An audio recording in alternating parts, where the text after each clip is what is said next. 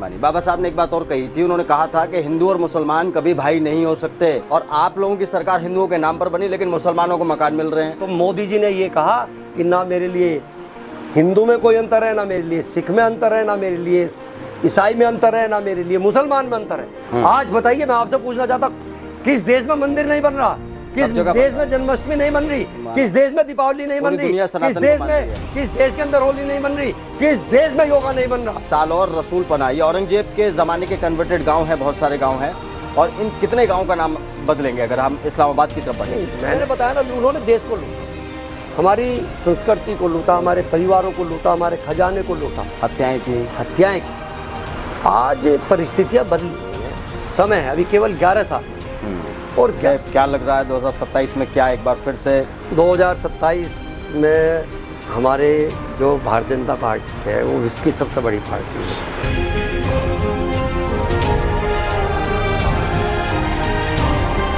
नमस्कार, स्वागत है आपका एन भारत मीडिया नेटवर्क में। आपके साथ मैं हूं नकुल चतुर्वेदी। उत्तर प्रदेश में अलग अलग मुद्दों पर बीजेपी राजनीति कर रही है, लेकिन अब दोबारा से इस्लामिक मुद्दा सामने निकल कर आया है। पश्चिमी उत्तर प्रदेश से बीजेपी के एमएलसी डॉक्टर धर्मेंद्र भारद्वाज ने इस बार इस्लामाबाद को पकड़ लिया है और इस्लामाबाद को पाकिस्तान तक छोड़ने की तैयारी कर चुके हैं। उनका मानना है कि इस्लामाबाद का मेरठ में क्या काम।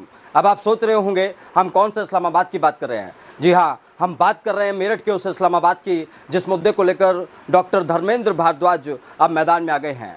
उनका कहना है कि अगर सरकार इस प्रस्ताव को नहीं मानेगी तो हम ज्ञापन देने का काम करेंगे, हज़ारों लोगों के साथ जाएंगे और इस्लामाबाद के नाम को बदलने की कोशिश करेंगे। आज मेरे साथ डॉक्टर धर्मेंद्र भारद्वाज जी मौजूद हैं। भारद्वाज जी, बहुत बहुत स्वागत है आपका।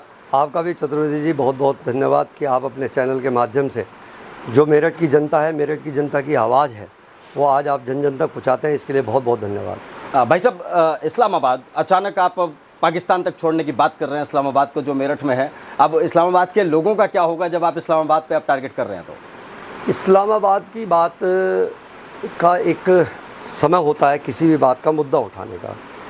ये मुद्दा उठाने का सही और उचित समय है। उसका कारण है कि आज परम पूज्य महाराज जी, हमारे प्रदेश के मुख्यमंत्री योगी जी ने 28 घंटे लगातार सदन चलाया, और 28 घंटे का मतलब होता है दिन और रात, और उस सदन के अंदर सभी सदस्यों को बोलने का मौका मिला। मैं विधान परिषद का सदस्य हूं मेरठ गाजियाबाद से, और माननीय परम पूज्य योगी जी ने जो सदन चलाया उसका सबसे पहले उसकी तह में जाना अति आवश्यक है आप लोगों को। उन्होंने कहा कि हम विकसित भारत 2047 और विकसित उत्तर प्रदेश 2047 के विजन डॉक्यूमेंट पर बोलेंगे। हमारा 2047 कैसा हो उत्तर प्रदेश, 2047 में आने वाले युवाओं को किस तरीके का उत्तर प्रदेश मिलने जा रहा है, 2047 तक किस तरीके का भारत वर्ष मिलने जा रहा है, तो उसमें ये इस्लामाबाद अभी मैं बताता हूँ। आज बातें हो रही हैं बेरोजगारी दूर करने की, आज बातें हो रही है कानून व्यवस्था के स्वर्णिम काल की। इस कालखंड को कानून व्यवस्था के माध्यम से स्वर्णिम कालखंड कहा जा सकता है, और इस कालखंड में आज उद्योगपति हो, बहनें हो, बेटी हो, शिक्षक हो, वकील हो, समाज का कोई भी बुद्धिजीवी लोग हो, वो अपने आप को सुरक्षित महसूस कर रहा है इस उत्तर प्रदेश के अंदर। बिल्कुल ठीक है। और जो महाराज जी ने कहा कि भाई, उनकी हिम्मत की बात देखिए कि उन्होंने कहा कि हम विपक्ष या पक्ष दोनों से इस मुद्दे पर चर्चा करना चाहते हैं, क्योंकि राष्ट्र पहले है, प्रदेश पहले है, राष्ट्र के प्रति अपना समर्पण पहले है। उन्होंने कभी नहीं कहा विपक्षियों की तरह कि एक धर्म की राजनीति करें। उन्होंने सब लोगों से मिलकर कहा कि उस उत्तर प्रदेश का विकसित 2047 कैसे बनाना है, उसमें बात की। आज एआई का ज़माना है। अभी क्या है कि आज आपके पास मोबाइल है, अभी कुछ दिन बाद देखेंगे कि एआई होता क्या है। मैं एक बात बताना चाहता हूँ, उसी को ला रहा हूँ मैं इस्लामाबाद। एआई होता क्या है, आप देखेंगे कि हवा में आप स्क्रीन टच करेंगे, हवा में आप करेंगे तो स्क्रीन पर आ जाएगा आपके कि आपके अमेरिका में क्या चल रहा है, आपके जर्मनी में क्या चल रहा है। ये एआई है। आज हमें इस पर बात करनी चाहिए। बिल्कुल। लेकिन विपक्ष क्या करता है, विपक्ष क्या करता है, जब पाकिस्तान में पोषित आतंकवादी, पाकिस्तान में पुनोहित आतंकवादी हमारे जम्मू कश्मीर पर हमला करते हैं, जम्मू कश्मीर के भोले भाले लोगों पर हमला करते हैं, हमारे वहाँ जो तीर्थ जो वहाँ स्थल पर घूमने गए हुए थे, उन मात्र शक्ति के सामने उनके पति को मार दिया जाता है, उनके बच्चे वहाँ पर उपस्थित होते हैं। क्या हम पहलगांव की घटना को हम अपने आप को महसूस करके देखें कि 140 और 145 करोड़ की जनता ने किस तरीके से महसूस किया।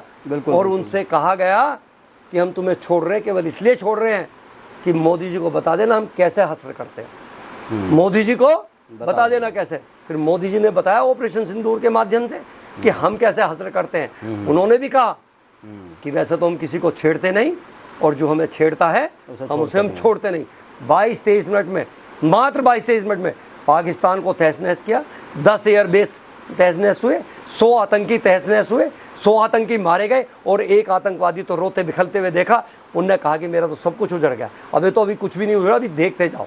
अब इस घटना को लेकर के एक दिन मैं मेरे अपने विधान परिषद के क्षेत्र में, मेरे 4 जिले आते हैं, वो भी क्षेत्र मेरे क्षेत्र में आता है, तो मैं उधर अपने किसी काम से गया हुआ था, तो देखा इस्लामाबाद चौकी लिखा हुआ है, इस्लामाबाद लिखा हुआ है, वहाँ इस्लामाबाद लिखा हुआ है। तो मेरे मन में कुंठित हुआ कि यार हम इस मेरठ के 1857 की क्रांति धरा पे रह रहे हैं, जहाँ इस 1857 की क्रांति में जो आज 15 अगस्त में हम देश की आज़ादी का पर्व मनाते हैं, एक ऐसा पर्व जो राष्ट्रीय पर्व है हमारा, उस पर्व में देश की आज़ादी का पर्व मनता है। लेकिन हम पर्व मनाने के साथ साथ अभी कहाँ कुंठित थे, इस्लामाबाद सुनकर कुंठित हुआ मैं। आप देखें कि कुंठित होने का कारण क्या हुआ। पहलगांव की घटना, ठीक है, बहुत सारी घटनाएं उन्होंने करी, इतनी घटनाएं करी, भारत ने माफ़ किया, भारत ने कहा, उन्हें समझाया, बहुत कुछ किया, लेकिन ये माफ़ करने वाली घटना नहीं है। बिल्कुल सही। उन चीज़ों को लेकर हम पाकिस्तान को जवाब देना चाहते हैं कि भाई आप हमारे देश में एक उपनगर का नाम इस्लामाबाद के साथ हम रह रहे हैं। और मैं पहले की सरकारों से, कांग्रेस की सरकार से पूछना चाहता हूँ, अरे जब आपको इतना प्रेम था पाकिस्तान से, पाकिस्तान का बंटवारा हुआ, 14 अगस्त की याद करो घटना, 14 अगस्त को क्या हुआ, हमारे देश में लाखों सैकड़ों लोग मारे गए, रक्तचाप हुआ, रक्त का बहाव हुआ इस धरती पर। मैं उस धरती को सोचना चाहता हूँ कि वो 14 अगस्त की घटना, और उसके बाद हमारा देश आज़ाद हुआ, उन्होंने किस तरह की घटनाएं हमारे साथ की। लेकिन पाकिस्तान, तो हम उन्हें पाल तो रहे हैं। कांग्रेस आप ये बता दिए, मैं एक सवाल आपसे पूछता हूँ कि पहलगाम वाली घटना में फेलियर किसका था? सरकार हमारी थी, पहले मैं बता रहा हूँ, बीजेपी की पहले सरकार मैं थी, बता रहा हूँ, इंटेलिजेंस एजेंसीज काम कर रही थी, मैं वो भी बताऊंगा, सारी चीजें थी। पहले मैं वो भी बताऊंगा चतुर्वेदी जी। आप ये बताइए, कांग्रेस की सरकार ने, जब देश का बंटवारा हुआ, देश में कांग्रेस की सरकार थी, उत्तर प्रदेश में कांग्रेस की सरकार थी, उन्हें पाकिस्तान से प्रेम था नहीं था कि एक उपनगर का नाम इस्लामाबाद रखा। अगर उन्हें इतना प्रेम था, इतनी दोस्ती निभानी थी, तो पाकिस्तान में भी किसी उपनगर का नाम हिंदुस्तान रखवाते। वो कहते कि हिंदुस्तान नाम रखे, इतने एरिया का रख देते आप जितना हमारे यहाँ इस्लामाबाद रखा गया था।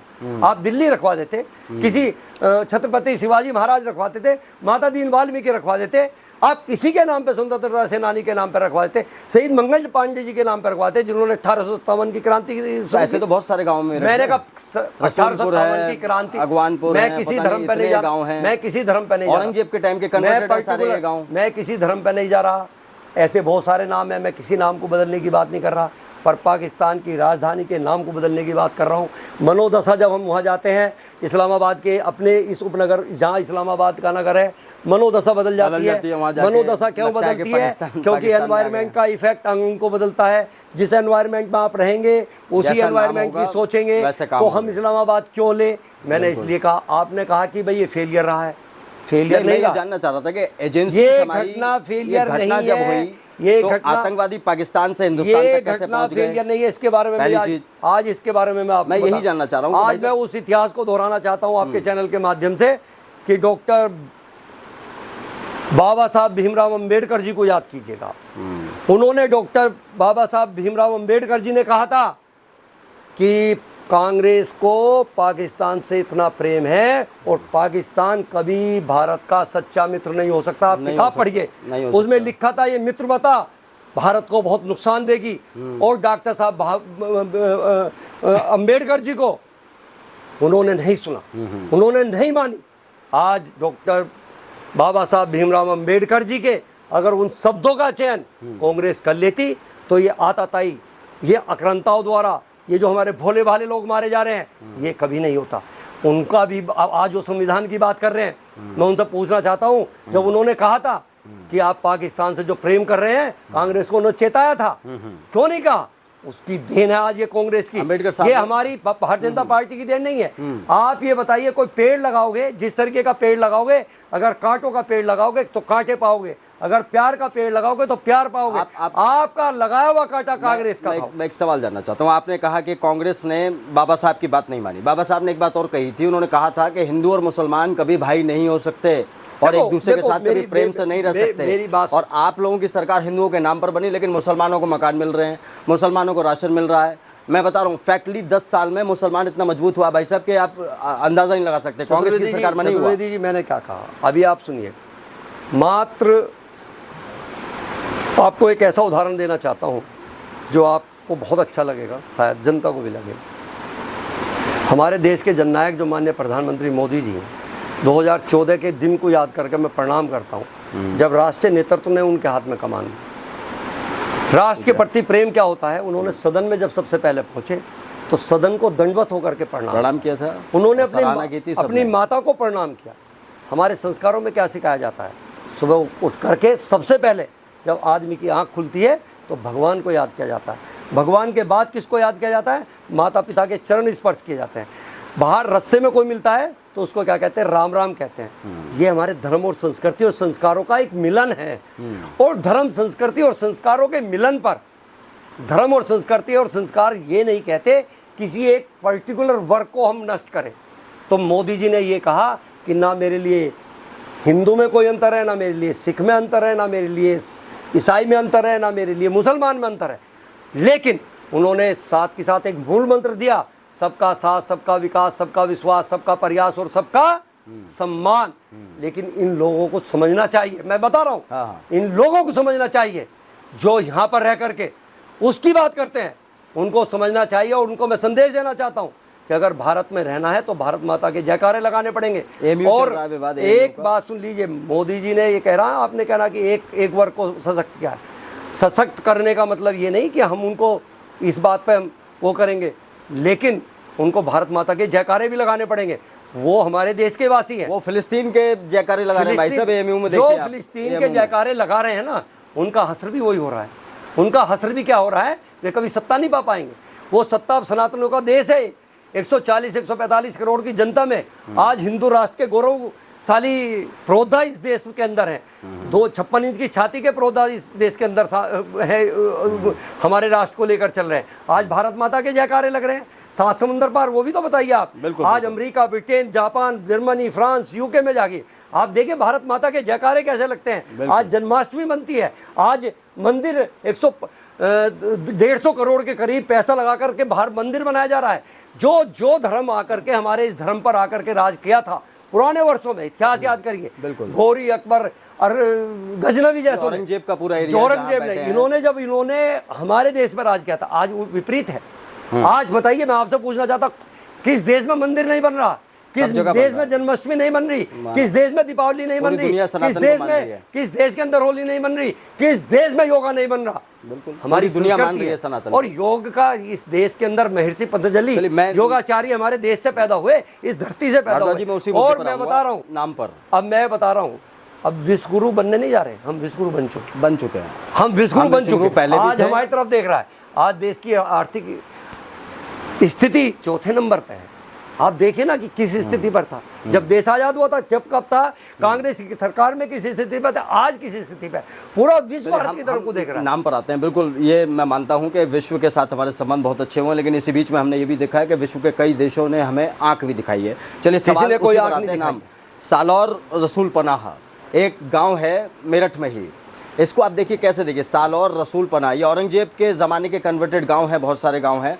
और इन कितने गांव का नाम बदलेंगे अगर हम इस्लामाबाद की तरफ बढ़ेंगे? मैंने आपसे कहा, मैंने अभी एक ही बात आपसे कहा, ऐसे बहुत सारे नाम जो मैंने 3-4 नाम लिए जिन्होंने हमारे इस देश को लूटने का काम करा। वे लुटेरे थे, उन्होंने लूटा। अली का गढ़ है, अलीगढ़, मैंने बताया ना, उन्होंने देश को लूटा, हमारी संस्कृति को लूटा, हमारे परिवारों को लूटा, हमारे खजाने को लूटा, हत्याएं की।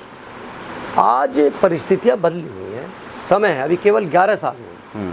और 11 साल में ये जिस समय भारतवर्ष जननायक मोदी जी को मिला था, कैंसर से ग्रस्त था। सुबह सुबह हेडिंग छपती थी कि आज यहाँ भ्रष्टाचार हुआ, आज यहाँ स्कैम हुआ, आज यहाँ स्कैम हुआ, यहाँ स्कैम हुआ। प्रदेशों में भी सरकार नहीं थी, वहाँ भी स्कैम की होता, किसी का कोई काम नहीं हो सकता था। देश का अंतर्राष्ट्रीय पटल जीरो था, देश की आर्थिक स्थिति जीरो थी, देश किस तरफ जा रहा था। यहाँ पर तो अब मैं बात ही पूरी करना चाहते हो तो इस प्रदेश की स्थिति पर आ जाता हूँ। अब पीडीए पाठशाला चल रही, पीडीए में क्या पढ़ाया जा रहा है मैं आज आपको बताना चाहता हूँ। मैं बता रहा हूँ, विपक्ष के सामने तो मजबूरी रही कि आपने मुद्दा दे दिया, स्कूलों को बंद करने की बात करके। बंद नहीं करने का मौका दिया, वो भी बताऊंगा, वो भी बताऊंगा। बयान नहीं आ गया, वो गलत उन्होंने उठाया। और उन्होंने पीडीए पाठशाला का बता रहा हूँ, पहली बात तो कोई बंद नहीं हो रहा है स्कूल। हाँ, वो तो बता दिया, वो विधान परिषद में भी आ गया, विधानसभा में भी आ गया। वो स्कूल बंद होगा जो जर्जर स्थिति में, जिससे कि कोई बच्चे का उन भवनों में वो ना हो जाए। उन्हें रिनोवेशन किया जाएगा और जहाँ पर 50 से कम विद्यार्थी है, 10 अध्यापक है, 50 विद्यार्थियों में 10 अध्यापक क्या पढ़ाएंगे? मतलब नहीं, वो स्कूल मर्जर होगा, बहुत कम सूक्ष्म संख्या में है, उसका लाभ राष्ट्र के प्रति अच्छा है, वो जो छोड़िए आप। मैं पीडीए पाठशाला में बता रहा हूँ, यहाँ पढ़ाया जाता है A for Atiq, A for Ashraf और ए फॉर असद, ये पढ़ाया जाता है। और वो तीनों कहाँ गए? तीनों कहाँ गए? और तीनों ने क्या करा? अतीक ने क्या करा? 2007 में राजू पाल हत्याकांड किया प्रयागराज के अंदर, 25 गोलियां डायरेक्ट मारी, सारे शहर ने देखा, पूरे उत्तर प्रदेश ने देखा, पूरे देश ने देखा, राजू पाल को मारा जाता है। और यहाँ तक नहीं छोड़ा, उसके बाद उसकी हत्या करने के बाद उसकी लाश को जेवड़ी से पकड़ के बांध करके कैंपू के पीछे घुमाया। वो किस धर्म का था? मैं नहीं कह रहा कि वो ब्राह्मण था, वो मैं नहीं कह रहा कि वो जाट था, मैं नहीं कह रहा वो गुजर था, मैं नहीं कह रहा ठाकुर था, वो ओबीसी समाज से आता था। अखिलेश ने बाहर कर दिया। अखिलेश तो बाहर ही करेगा, अखिलेश तो बाहर ही करेगा। अरे तभी बाहर अतीक ने मारा, और अतीक को उसने पाला। अतीक को किसने पाला? आप बताइए, किसी के घर का बेटा था, विधायक था वो उस टाइम पे, और उसकी लाश को पूरी प्रयागराज में घुमाया जाता है। उसकी लाश पे तन पे कपड़े नहीं मिलते, तन नहीं मिलता, उसकी हड्डियां तक गल जाती, घसीटते। कितनी घटनाएं इस उत्तर प्रदेश में थी। अरे A for Atiq, A for Ashraf, A for Asad पढ़ाया जा रहा है। किन्हें याद करिए आप, बच्चों को ये सिखाया जा रहा है। ए फॉर क्या होता है? ए फॉर एप्पल होता है, सेव खाने की चीज होती है, उसे स्वास्थ्य अच्छा होता है, ये सिखाया गया है हमारे धर्म में। ए फॉर अखिलेश सिखाया जाता है, डी फॉर डिम्पल सिखाया जाता है। अरे ये पढ़ोगे क्या? अरे संस्कृत के श्लोक पढ़ाइए, आप संस्कृत में बताइए कि सात्विकता क्या होती है, मातृशक्ति क्या होती है, जनशक्ति क्या होती है, राष्ट्र प्रेम क्या होता है। राष्ट्र पहले होता है। वो हमारे जवानों पर उंगली उठाते हैं। अरे जवान सुरक्षित हैं, हमारी सीमाएं सुरक्षित है, जब तो हम सुरक्षित हैं। लेकिन आज की स्थिति परिस्थितियां बहुत अच्छी है देश प्रदेश की, अब वो चीज़ नहीं होने वाली। अब इस्लामाबाद के नाम को बदलने के लिए आप क्या प्रयास कर रहे हैं? मैंने ये कहा विधान परिषद में, वो असली मुद्दा रह गया, प्रयास नहीं, मुद्दा रह गया आपके चैनल पर। मैंने ये कहा इस्लामाबाद का नाम बदल करके, जो पाकिस्तान की राजधानी है उसके नाम को बदल के माता दीन वाल्मीकि रखा जाए। वो हमारे 1857 की क्रांति में उनका बड़ा सहयोग रहा है। इतिहास पढ़िए, आने वाली पीढ़ियों को पता लगना चाहिए माता दीन वाल्मीकि जी ने इस महानगर से खड़े होकर, इस जिले से खड़े होकर के, इस धरती से खड़े होकर के क्या क्या किया है, क्या अंग्रेजों का क्या क्या किया है उन्होंने। मैंने उनके नाम पर माता दीन वाल्मीकि रखने का प्रस्ताव रखा है, और उसके लिए सकारात्मक सब सदस्यों ने ताली बजाई, सब माननीय सभापति जी ने ताली बजाई, परम पूज्य महाराज जी को मैंने ये प्रस्ताव दिया, उन्होंने उसको स्वीकार किया। अभी तो अलीगढ़ का नाम भी बदला नहीं गया है, और नाम बदलने की बात करें तो प्रयागराज का नाम बदलने से भी कोई ज़्यादा बड़ा फायदा तो हुआ नहीं। और किसी नाम का नहीं, मैं मेरठ से, मेरा जन्म मेरठ में हुआ है, मेरठ की धरती से हुआ है। मैं अपने आप को बहुत सौभाग्यशाली समझता हूँ कि मैं मेरठ की धरती पे हूँ, और जिस धरती ने सबको क्रांतिकारियों की धरती माना जाता है और क्रांतिवीरों की धरती माना जाता है, तो उसके लिए मैं मतलब इतना बड़ा, मतलब मैं अभी नहीं बताना चाहता आपसे कि भारतवर्ष में कितने वे नाम हैं या वो है। अभी मेरा मुख्य मुद्दा ये है, जिस धरा से मैं आता हूँ, जिस धरा से मैं MLC हूँ, उस धरा का नाम इस्लामाबाद हमें सहन नहीं है, मेरठ की जनता को सहन नहीं है, और किसी आवाम को सहन नहीं। और मैं आपको भी एक सलाह देना चाहता हूँ, आप भी एक चौपाल करिएगा, बुद्धिजीवी लोग बुलाइएगा, इसमें वकील बुलाइएगा, शिक्षक बुलाइएगा, प्रधानाचार्य बुलाइएगा, उद्यमी बुलाइएगा, डॉक्टर्स बुलाइएगा, इंजीनियर बुलाइए, जो राष्ट्र के निर्माण में काम करते हैं, राष्ट्र को बनाने में काम करते हैं। उनसे पूछिए मुद्दा जो भारद्वाज जी ने उठाया, ये कैसा मुद्दा है, उनकी जनभावनाओं को आप भी पहुंचाने का काम। बिल्कुल बिल्कुल नहीं, अब इसमें एक सवाल और आता है, चलिए अब इस्लामाबाद को ख़त्म करते हैं, अब चलते हैं 2027 की तरफ। 2027 आ रहा है और आप मानकर चलिए कि अभी से चुनावी तैयारी शुरू हो चुकी है विपक्ष की। आप लोगों की तरफ से क्या तैयारी चल रही है, क्या लग रहा है 2027 में क्या एक बार फिर से 2027 में हमारे जो भारतीय जनता पार्टी है वो इसकी सबसे बड़ी पार्टी है। आज उसके सक्रिय सदस्य और साधारण सदस्य सर्वाधिक हैं। हमारे यहाँ राष्ट्रीय अध्यक्ष, हमारे यहाँ प्रदेश अध्यक्ष, हमारे यहाँ संगठन मंत्री, राष्ट्रीय संगठन मंत्री पूरा एजेंडा तैयार करते हैं। इस बारे में वही बताएंगे। हम एक छोटे से कार्यकर्ता है, पार्टी के लिए काम करते हैं, सच्चे मन से काम करते हैं, पार्टी के लिए काम करेंगे। 27 में पूरी मेहनत करेंगे और 27 ही नहीं, अभी 50-100 साल कहीं भारतीय जनता पार्टी नहीं जा रही। उनके लिए अभी उन्हें दूसरा जन्म लेना पड़ेगा। वो अपना मुंगेरी लाल के हसीन सपने देखते रहें। एक मिशन के तहत काम है। आज हिंदू एक है और हम हिंदू तो एक है, लेकिन और हिंदू में कोई जाति बची हुई नहीं है। सब जातियां एक हैं, हिंदू एक है तो सब कुछ एक है। और हिंदू एक होने के साथ साथ हमारी संख्या बहुत ज़्यादा है। वो जिस धर्म पर राजनीति कर रहे हैं हम उन्हें तहे दिल से शुक्रिया अदा करते हैं, उसी धर्म पर राजनीति करते हैं। चलिए एक आखिरी सवाल के साथ ख़त्म करते हैं इस चर्चा को। सवाल ये कि अगर इस्लामाबाद वाला आपका जो चैप्टर है ये क्लोज़ हो जाता है, इसके बाद क्या आप मेरठ के विकास के मुद्दों को उठाएंगे प्रमुखता से, जिस तरीके से आपने ये सब कुछ उठाया? नहीं, मेरठ के विकास के मुद्दे तो हम लगातार उठाते रहते हैं, मतलब उसमें तो कोई बात ही नहीं है। अभी बहुत सारे मुद्दे उठाए हैं। इनर रिंग रोड का उठाया है, बाईपास पे जाम लगा रहता है, उसके लिए एक और रिंग रोड बनाने की मांग की है। नहर की पटरी जो मेजर ध्यानचंद विश्वविद्यालय जो एशिया का सबसे बड़ा खेल विश्वविद्यालय बन रहा है, उसकी कनेक्टिविटी की बात हुई है। और बहुत सारी योजनाएं, इंटीग्रेटेड टाउनशिप आ रही है, तो RRTS आई है, बहुत सारी चीज़ें। मेरठ का तो झोली भर के विकास हो रहा है। तो विकास की बातें तो हमारे लिए रोज़ाना रोज़मर्रा का काम है, हम उठाते रहेंगे। उसका तो कोई विशेष बात नहीं है, वो तो हमारे जहन में है, हमारे खून में है। भारतीय जनता पार्टी के हर कार्यकर्ता का मन ये है कि मेरठ का विकास हो और हर कार्यकर्ता विकास की बात करता, वो और किसी की बात ही नहीं करता। चलिए बहुत शुक्रिया हमारे साथ जुड़ने के लिए। तो ये थे हमारे साथ बीजेपी के MLC डॉक्टर धर्मेंद्र भारद्वाज साहब, जिनसे हमने आज तमाम मुद्दों पर बात की। चाहे पहलगाम का मुद्दा हो, चाहे इस्लामाबाद का नाम बदलने का मुद्दा हो, चाहे हिंदू और मुसलमान का मुद्दा हो। इस चर्चा के बाद आप क्या सोचते हैं, आपको क्या लग रहा है, क्या सही मुद्दा उठाया है धर्मेंद्र भारद्वाज ने? आप इस पर अपनी प्रतिक्रिया दे सकते हैं। फिलहाल के लिए मेरे साथ इतना ही। आप बने रहिए एन भारत मीडिया नेटवर्क के साथ। नमस्कार। बाबा साहब ने एक बात और कही थी, उन्होंने कहा था कि हिंदू और मुसलमान कभी भाई नहीं हो सकते, और आप लोगों की सरकार हिंदुओं के नाम पर बनी लेकिन मुसलमानों को मकान मिल रहे हैं। तो मोदी जी ने ये कहा कि ना मेरे लिए हिंदू में कोई अंतर है, ना मेरे लिए सिख में अंतर है, ना मेरे लिए ईसाई में अंतर है, ना मेरे लिए मुसलमान में अंतर है। आज बताइए, मैं आपसे पूछना चाहता, किस देश में मंदिर नहीं बन रहा, किस देश में जन्माष्टमी नहीं बन रही, किस देश में दीपावली नहीं बन रही, किस देश के अंदर होली नहीं बन रही, किस देश में योगा नहीं बन रहा। साल और रसूल पना, ये औरंगजेब के ज़माने के कन्वर्टेड गांव हैं, बहुत सारे गांव हैं, और इन कितने गांव का नाम बदलेंगे अगर हम इस्लामाबाद की तरफ बढ़ेंगे? मैंने बताया ना, उन्होंने देश को लूटा, हमारी संस्कृति को लूटा, हमारे परिवारों को लूटा, हमारे खजाने को लूटा, हत्याएं की। आज परिस्थितियाँ बदली हैं, समय है, अभी केवल 11 साल।